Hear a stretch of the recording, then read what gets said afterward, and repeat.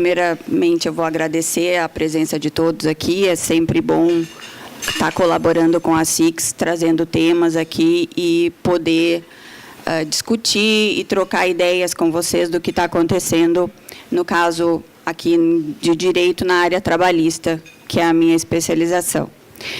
Bom, gente, o que eu vou trazer hoje aqui para vocês? Eu já estive aqui em outras oportunidades falando sobre a reforma trabalhista. Hoje eu não vou falar para vocês exatamente de cada ponto que foi trazido nessa reforma, que foi alterado, que foi modernizado, enfim. Mas vocês fiquem à vontade para fazer as perguntas. Hoje, o que eu vou passar para vocês? Eu vou tentar apresentar para vocês um pouquinho do que eu vejo no dia a dia da Justiça do Trabalho e das empresas para quem a gente presta serviço, do que está acontecendo depois da reforma. Na semana que vem, a reforma completa 8 meses. Então, é muito pouco tempo ainda para a gente ter um panorama realmente de efeitos dessa reforma. Então, os efeitos que eu vou apresentar aqui para vocês são os efeitos mais diretos, aqueles mais imediatos, aquele que a gente costuma ver dia a dia na Justiça do Trabalho, em cada reclamatória que as empresas recebem, em cada tipo de processo que está acontecendo nas varas do trabalho em todo o Rio Grande do Sul. Então, eu vou tentar trazer um pouquinho disso, vocês fiquem à vontade para fazer as suas perguntas. Ao final, ou se quiserem me interromper também para não perder a ideia, também fiquem à vontade, é só levantar a mão, tá? Vamos ver aqui. Bom, primeiramente, gente, o que mudou desde a entrada em vigor e que vocês já devem ter ouvido falar? Aqui eu trouxe um pequeno gráfico e só considerando São Paulo, que é o estado que tem maior número de reclamatórias trabalhistas. Então, o que aconteceu de imediato com a entrada em vigor, em 11 de novembro de 2007, da reforma? De imediato se viu uma queda brusca, enorme, do número de reclamatórias trabalhistas, sendo que o nosso Tribunal Superior do Trabalho registrou uma queda de 45%. Isso é um número muito grande. Tá? Isso é muito representativo para nós. Mas também não é um número assim que a gente pode dizer, reduziu, vai reduzir em 50%. Não, por quê? Porque a nossa legislação, a reforma, ela foi alterada no mês de novembro. Aí veio o recesso da Justiça do Trabalho, em dezembro, janeiro, vieram férias. Então, é um período que realmente reduz o número de reclamatórias. E aí, depois, vocês vão ver ali que o número até aumentou, quando está chegando pertinho do mês de março, porque realmente já deu tempo de ouvirmos os tribunais, ouvirmos os juízes, dos advogados tomarem ciência, pé da legislação, de aprender a lidar com ela, né, de saber como fazer novos pedidos, o que pode se pedir, o que não se pediu.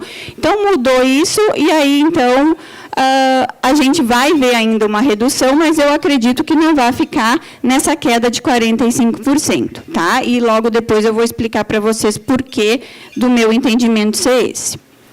Então, ali a gente teve uma queda bastante grande, e aí vieram as ações, começaram a ser ajuizadas, então, sob a égide da nova lei. E aí, o que a gente vê nessas novas ações que estão chegando, gente? Primeiramente, elas são ações que são ajuizadas com maior responsabilidade. E a maior responsabilidade que eu digo é em questão no formato dela. Nós, empresas, estávamos acostumados a receber reclamatórios trabalhistas com todo o alfabeto de pedidos e mais alguns números. Eu cheguei a responder reclamatório trabalhista com mais de 30 pedidos. Agora, isso mudou. Mudou por quê? Porque, conforme o número de pedidos, conforme o que o reclamante sai vitorioso ou não, ele vai ter uma sucumbência agora. Ele corre o risco de ter que pagar por uma perícia que deu negativa, pagar o advogado da outra parte pelo pedido que foi improcedente, que foi rejeitado. Então, os pedidos estão vindo mais cautelosos.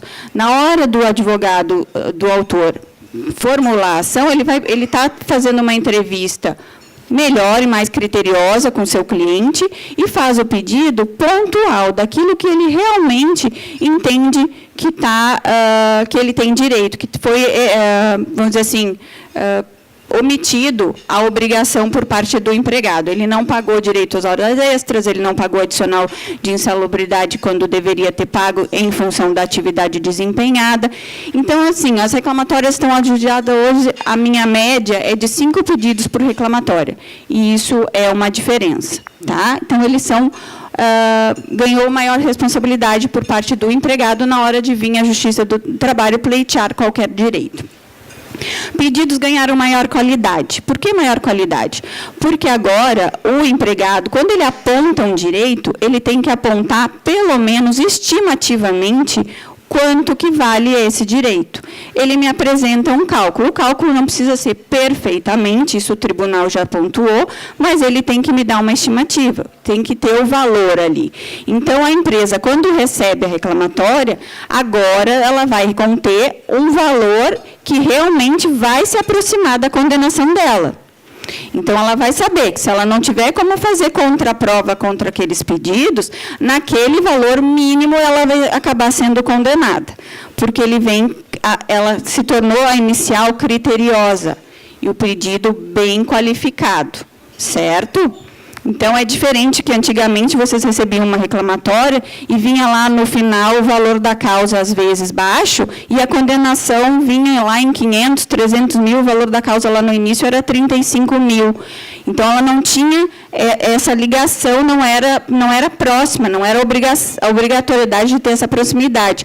Agora, não. Quando vocês receberem uma reclamatória, ela vai ter essa proximidade entre o que está sendo pedido e o valor da ação. Então, vocês vão saber que aquilo ali está muito próximo da condenação de vocês. Claro que depois ainda vai ter, se deferido o pedido, vai ter ainda juros e correção monetária, que na Justiça do Trabalho é bastante pesado. Então, cuidem isso.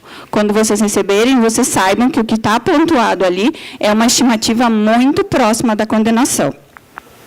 Surgimento de ações não tão comuns à Justiça do Trabalho. Logo que veio a reforma, vocês ouviram aquela, vamos dizer assim, a publicização, tanto na imprensa como por parte do Judiciário, falando mal da reforma, por uns protegendo e aplaudindo a reforma por outros. E aí, disso, o que aconteceu? Primeiramente, a batalha maior foi a questão da contribuição sindical. Então, na Justiça do Trabalho, surgiram muitas ações. Eu não sei se alguma das empresas aqui receberam, mas lá no escritório, várias empresas receberam ações promovidas por sindicatos na tentativa de assegurar a contribuição sindical, assegurar o pagamento.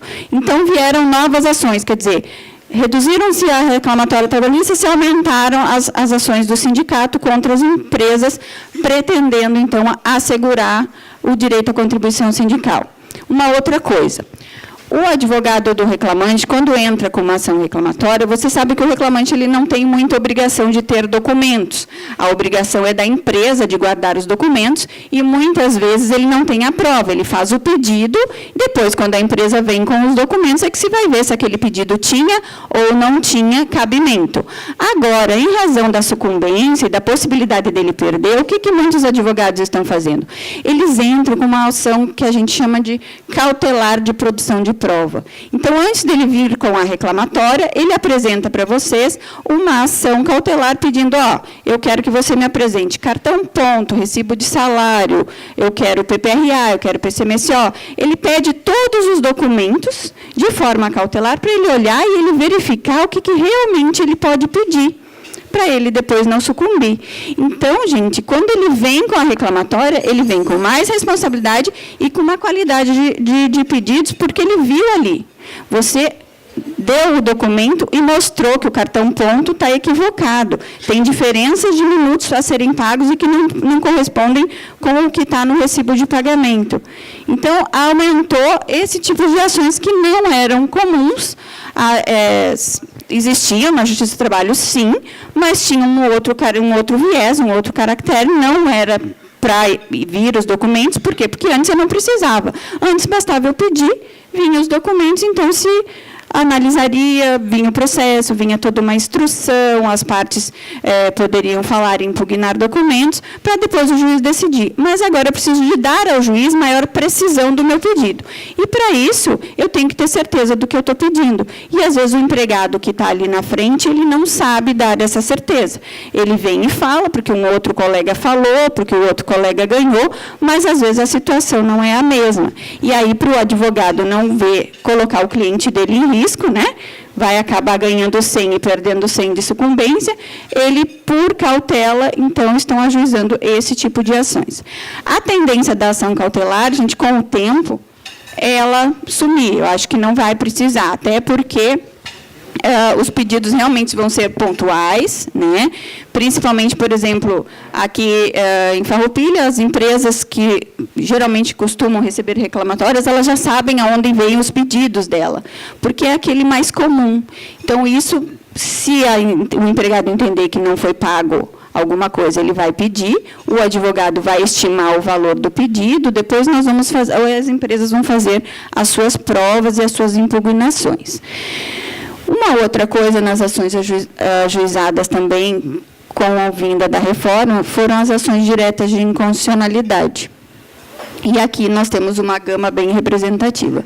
Foram 23 ações diretas, que vocês já sabem que uma delas, que é ali a última contribuição sindical, já foi votada pelo STF, e foi reconhecida a constitucionalidade da facultatividade da contribuição sindical.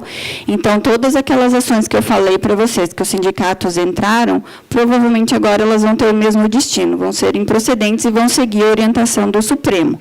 Tá? Então, ela se tornou realmente facultativa, em função de que a nossa Constituição, ela preza pela não obrigatoriedade da filiação. Então, se eu não sou obrigado a me filiar, eu também não posso ser obrigado a pagar contribuição ao sindicato, se assim eu não me interesso. Tá? Então, só vai ser cobrado daquele interessado. Nós temos ainda 4 outros ADINs para serem julgadas, que aí vão deixar as nossas relações ainda um pouco inseguras na hora de fazer a contratação, mas não impede, tá? Porque o que o tribunal tem sinalizado? Principalmente ali, quanto à justiça gratuita e o trabalho intermitente, onde a gente já viu mais ou menos uma discussão entre o ministro Barroso e o ministro Edson Fachin, onde eles apontam na seguinte direção. Eles não entendem que a nova reforma seja, principalmente o ministro Barroso, não entende que a reforma seja inconstitucional, mas eles ainda a sinalizam com uma modulação, que a gente chama. Ou seja, vai ficar a lei na forma que, né, como veio, como a obrigação que foi criada, mas não exatamente como está. Então, por exemplo, na questão da gratuidade da justiça, eles vão criar um patamar, vão criar um limite. O empregado vai ter que pagar, arcar com a sucumbência dos honorários no pedido que perdeu? Vai, mas até quanto? Daí eles vão balizar, eles vão dar um limite para isso, tá? Porque eles entendem que, como é alimentos, né, eu não posso simplesmente ir para a justiça, pedir alguma coisa, e simplesmente o que eu ganhar eu usar todo para pagar o advogado da parte contrária, por exemplo. Então, eles vão limitar, eles vão balizar. Eu acredito que, inconstitucional, eu acho que nenhum dos artigos vai ser assim, de pronto, sem muita discussão. As duas outras ali, que são a questão do dano moral e a questão do depósito recursal, que é uma obrigatoriedade para as empresas, ainda não houve nenhuma sinalização, porque o ministro relator é o Gilmar Mendes, e vocês sabem que ele está preocupado com a Lava Jato, e a questão trabalhista para ele ainda não pontuou como importante. Tá? Então, isso são coisas que vale a pena a gente ficar de olho, né, principalmente pela imprensa, que é o veículo mais rápido de acesso para vocês, mas os escritórios de advocacia também vão sempre informá-los, mas porque são mudanças que vão pactuar diretamente naquelas empresas que já fizeram, por exemplo, contratos de trabalho intermitente. Então, tem que ficar cuidando isso para não ter depois um passivo muito grande. Bom, a reforma trabalhista, quando ela veio com muito questionamento, ainda há muita discussão nos tribunais, que estão divididos, né, entre juízes conservadores e juízes que a gente chama de modernistas ou adeptos à flexibilização da lei. Mas a reforma ela veio para gerar mais emprego, dinamizar a economia e dar mais segurança jurídica. Como eu disse, a lei está fazendo 8 meses. Ainda é muito cedo para a gente dizer que ela aumentou, gerou mais postos de trabalho. Essa planilhazinha aqui, que é de maio, que vocês vão ver ali, eu tirei ali, é um dado do CAGED, e que ainda não tem como a gente dizer que ela sofreu efeitos pela reforma, porque o CAGED ainda não recebeu informações do trabalhador contratado pelo contrato de intermitência, por exemplo, porque acho que as empresas agora, em maio, foi incluído o código ali para inserção, e elas vão ter que fazer retroativo a novembro. Então, desde novembro até maio. Então, acredito que só para início de agosto a gente tenha números para dizer se aumentou ou não os postos de trabalho com a questão da reforma trabalhista. E uma outra questão também é que esses contratos novos que tem, eles vão ser utilizados muito, eles são utilizados basicamente também no comércio. A gente sabe que isso é Natal, né? São aqueles dias que tem maior fluxo, que há maior contratação. E aí é que a gente vai sentir se realmente esses contratos estão sendo utilizados pelo empregador e até que ponto. A questão da segurança jurídica, como o Daniel já disse, já é uma questão que é difícil a gente balizar em tempo. Eu acredito que a gente alcance com essa reforma uma certa segurança, mas ainda vai levar um tempo. Um tempo por quê? Porque nem a própria lei ela ainda está insegura como um todo. Quando ela veio com bastante pontos em branco. Em branco, que a gente diz, normas em branco, é porque elas precisavam de regulamentação para elas conseguirem ser efetivadas. Eu tenho que regulamentar para ela poder funcionar.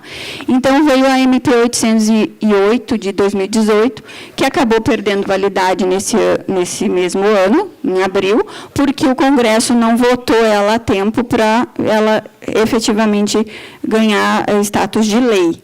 Então, aí ela acabou sendo revogada, perdeu validade.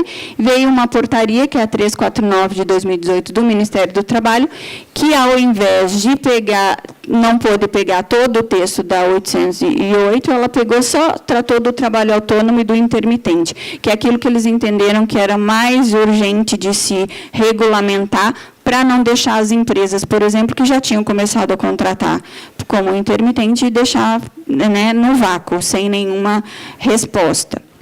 Então, isso foi uma questão que deixa bastante inseguro, porque é só uma portaria, né, gente, ela não tem força de lei, e ficaram ainda questões em haver. Então, a lei ainda, para nos dar segurança, ela vai precisar de tempo.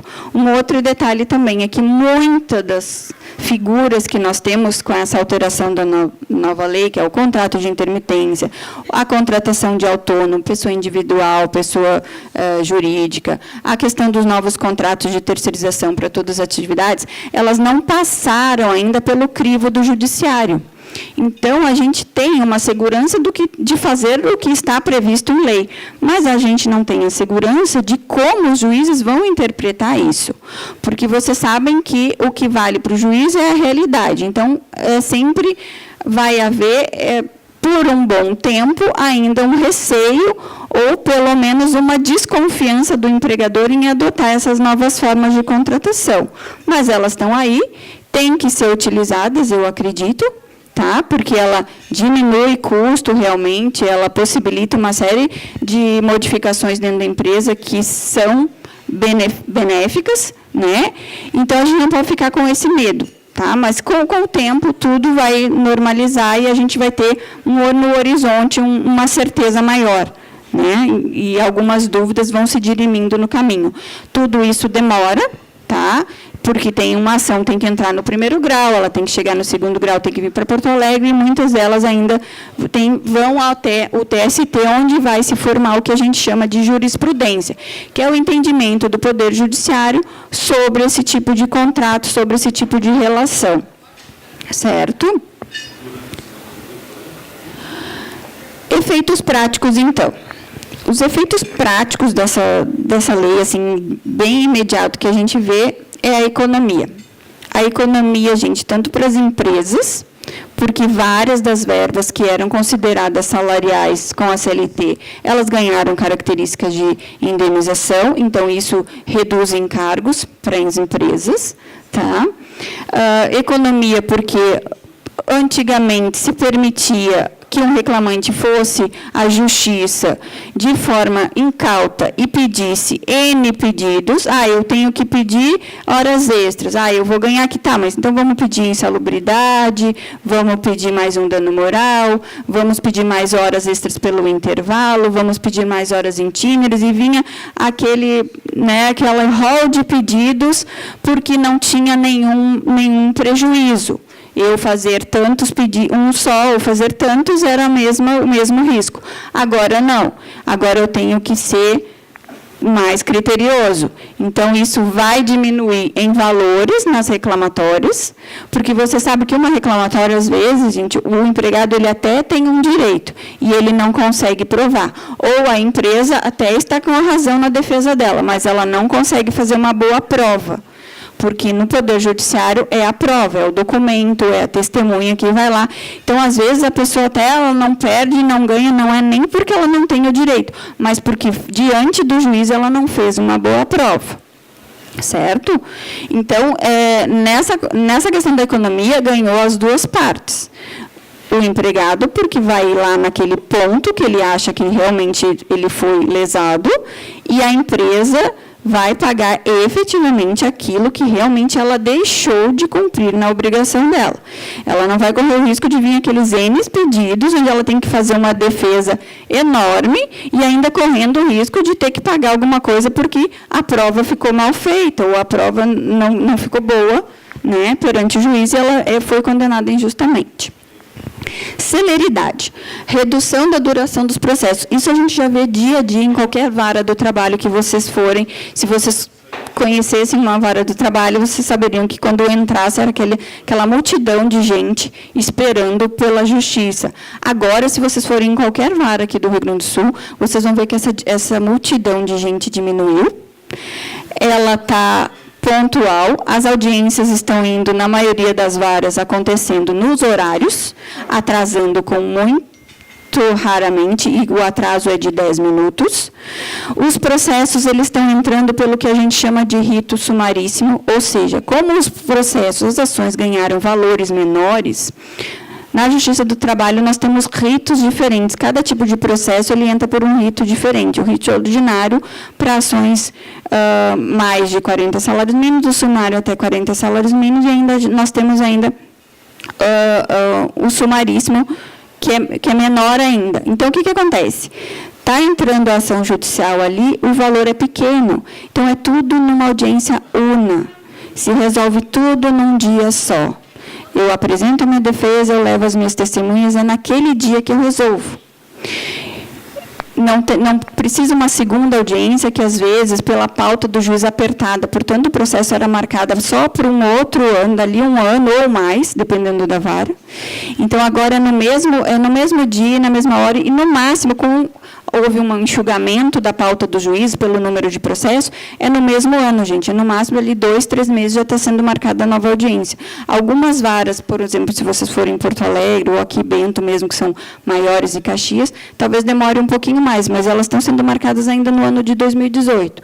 Então, quer dizer, houve realmente uma redução de processos e está havendo um enxugamento da pauta. As ações, por estarem chegando mais criteriosas, com mais qualidade, facilita os acordos. Por quê? Porque a empresa vê o pedido. Não, realmente aqui, ele vai ganhar nesse minuto a minuto, nessa diferença, ele vai ganhar insalubridade aqui, porque realmente a atividade dele corre o risco de vir o perito e dar, porque tem várias interpretações, e aí faz com que as partes cheguem a um acordo, porque daí fica fácil, ela vai pedir, eu já tenho o meu documento, olha, está me pedindo intervalo aqui, o intervalo está tudo certo, eu já paguei. A hora extra, minuto a minuto, não, aqui tem, mas aí, para efeitos de acordo, vocês acabam reduzindo, liquidando efetivamente o pedido e chegando num consenso de quanto pagar. E aí, chega no primeiro, a celeridade também ajuda a economia, ou seja, as partes acabam acordando, fechando em valores menores do que se viesse uma sentença. Se eu aguardasse a sentença, eu iria pagar muito mais, juro, correção monetária, certo? Menos litígios, por causa disso que eu falei para vocês. Primeiro, porque as partes estão tentando compor. Hoje eu tenho colegas, no escritório eu faço apenas a parte das empresas, os colegas estão me mandando as iniciais antes. Por quê? Eu recebo a inicial antes dele ajuizar na justiça, leio, examino, vou passar para o meu cliente, vou dizer, olha, ele está pedindo isso, isso e isso, a gente vai ter que se defender se for na justiça do trabalho, vamos fazer um acordo, faz a minuta com o colega, o processo que entra é só a minuta de acordo para o juiz homologar. Então, ele marca uma audiência, se ele entender necessário ou não, porque dependendo do juiz, ele não marca essa audiência, ele só olha a minuta, se tiver tudo certinho, ele vai lá, homologa, pronto, se faz o pagamento e terminou ali. Né? Então, isso está ajudando, a reforma ajudou isso, os advogados estão conversando mais, não compensa ficar brigando porque o valor não é tão alto como era antes, então a gente está conversando e as empresas estão ganhando com isso, né? E vendo pontualmente aonde está errado e vocês ganham maiores possibilidade de realmente, efetivamente, terminar com o problema, colocar um ponto final ali aonde gera maior número de reclamatórios. Mudança de comportamento de entidade sindical. Isso também é um outro efeito muito prático. Primeiro foi a briga pela contribuição sindical que vocês viram, certo? E agora, eles pararam um pouquinho para pensar também, porque o que acontece? A reforma trabalhista, ela trouxe um artigo que ela diz o seguinte, uma convenção trabalhista, ela vai ter uma duração de, no máximo, 2 anos. Então, em 2 anos, ela tem que, as partes já têm que ter sentado, conversado e partir para uma nova conciliação para sair a nova convenção. Com esses antigamente, esses 2 anos, o que acontecia? Dava os 2 anos, as partes começavam a se conversar, mas não tinha muita pressa para resolver. Por quê? Porque o entendimento adotado anteriormente era de que aquela última convenção, ela ainda geraria seus efeitos até que a próxima convenção viesse a ser celebrada. Agora não tem mais. Morreu, morreu.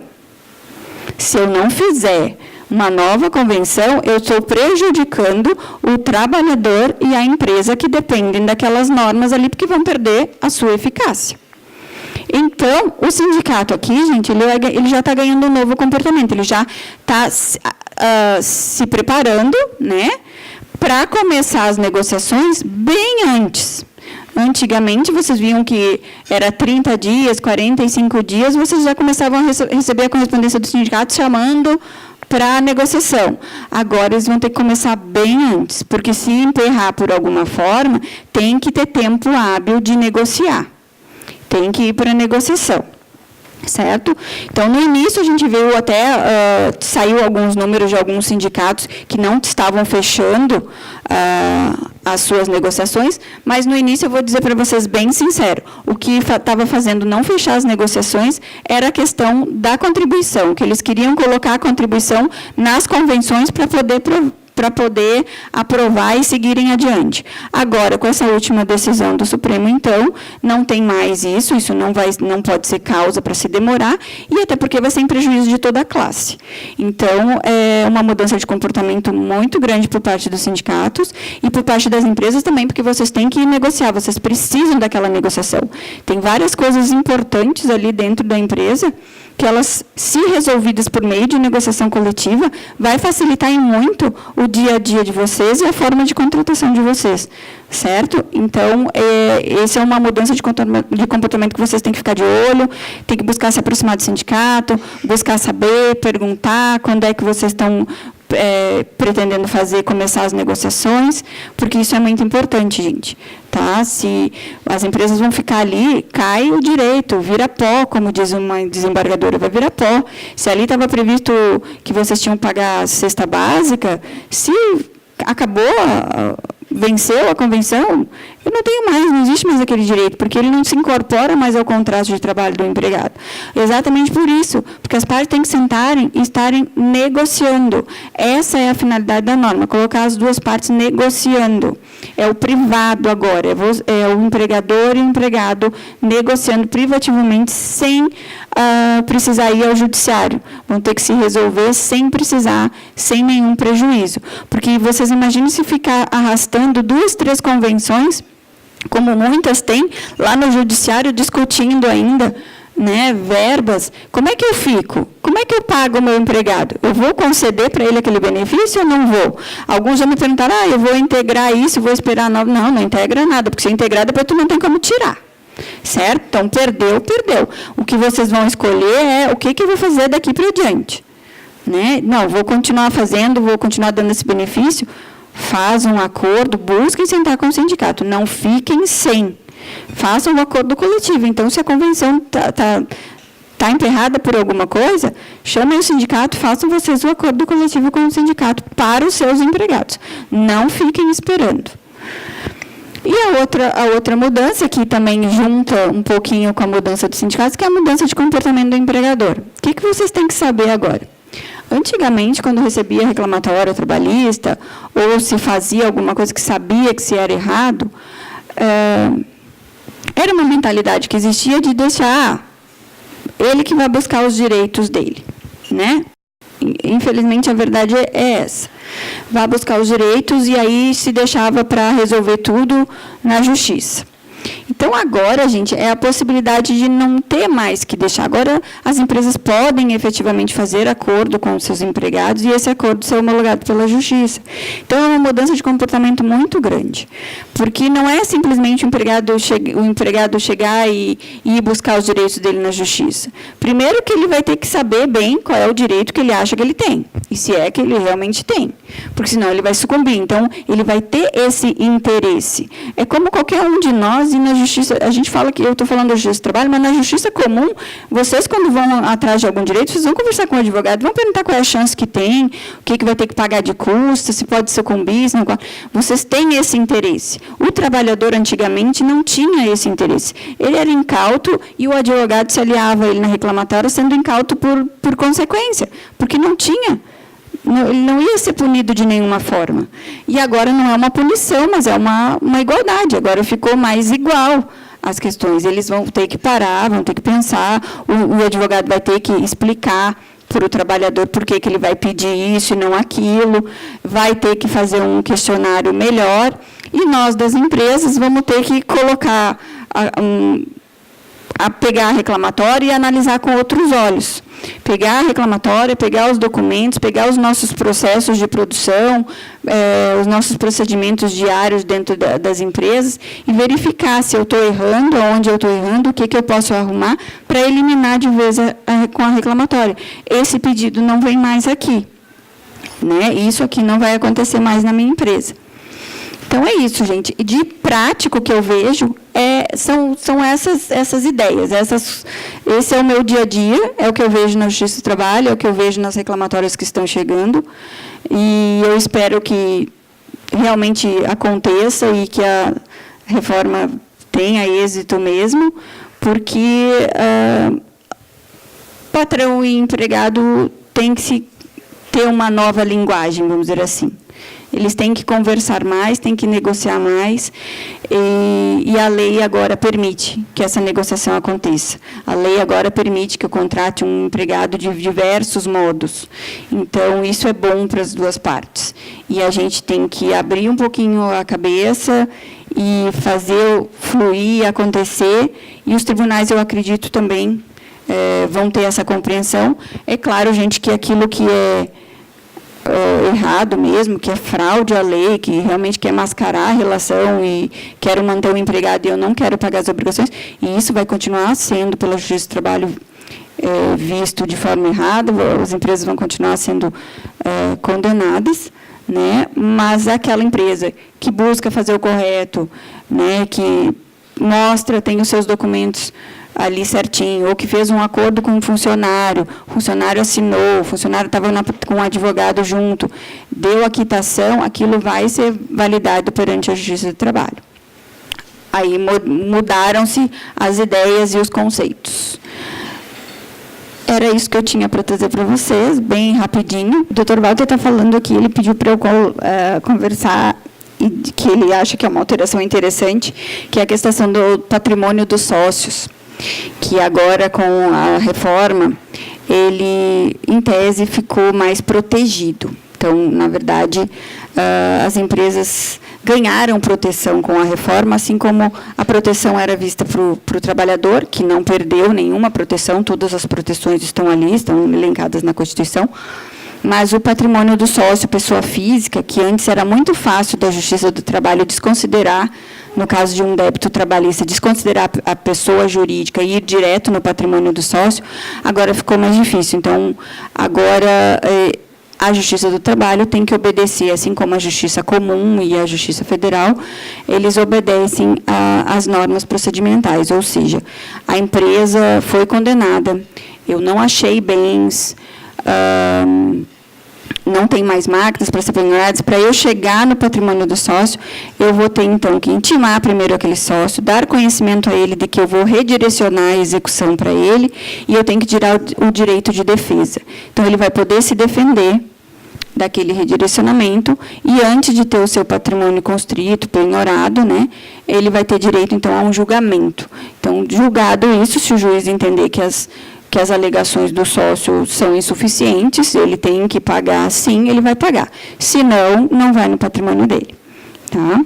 A retirada do sócio também, aproveitando o gancho do Dr. Walter, a retirada do sócio também ficou mais segura, né?